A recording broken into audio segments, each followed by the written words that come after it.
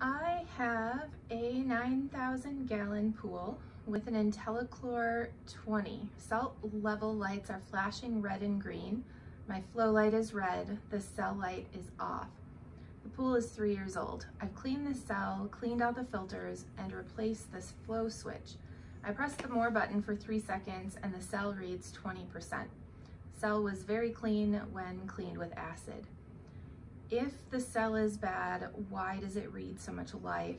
What else could I do? Didn't we do this question already? If it's at 20%, it's at the end of its life, not at the beginning. So it would start at 100% if you were showing it to show that you have full life. When you're at 20%, that's about as low as it goes, and it's showing that it's pretty much dead.